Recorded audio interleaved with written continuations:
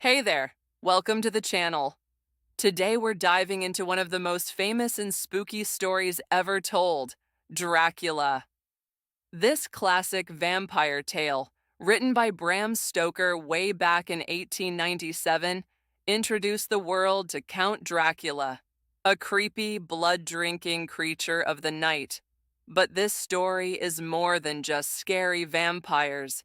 It's about bravery, friendship, and the fight between good and evil. So sit back, relax, and let's dive into the chilling story of Dracula. All right, so vampires. You've probably heard of them, right? They drink blood, avoid sunlight, and love the night.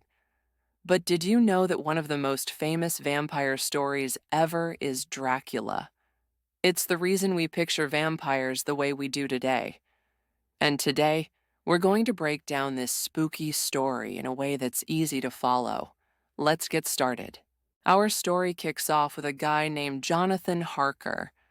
He's a lawyer from England, and he's traveling to a faraway place called Transylvania. Why? Well, he's going to meet a wealthy client named Count Dracula who wants to buy property in London. Seems like a normal work trip, right? Yeah, not so much.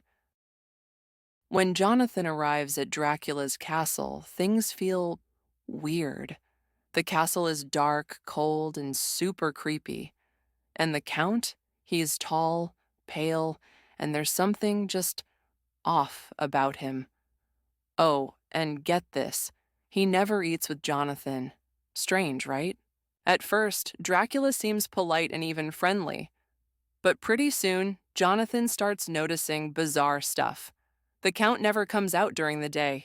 He doesn't show up in mirrors. And the castle? It's basically a prison. Jonathan can't leave. To make things worse, there are these three creepy women with sharp teeth who keep trying to bite him. Yeah, it's not your average business trip. Jonathan finally figures it out. Dracula is a vampire, and it gets worse. Dracula isn't planning to stay in Transylvania.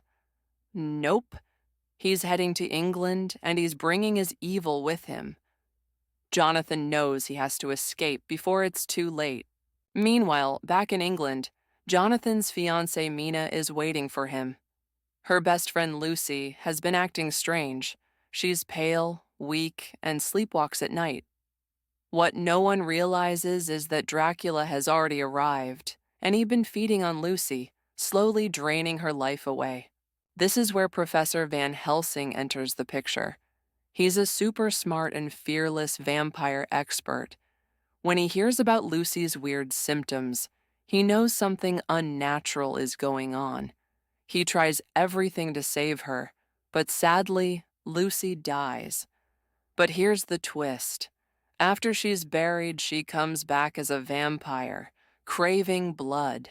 With a heavy heart, Van Helsing and his team do what has to be done.